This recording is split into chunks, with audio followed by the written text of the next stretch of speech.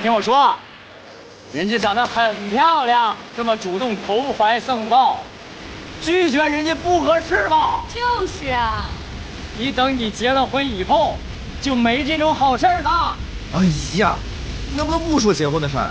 我跟你说啊，那个姑娘一看就是有目的的心机婊，想套住我，对不对，安娜？对，就是想套路你。我的天哪，人家太天真，没有看出来全是套路啊！全是套路，请套路一位，来。来。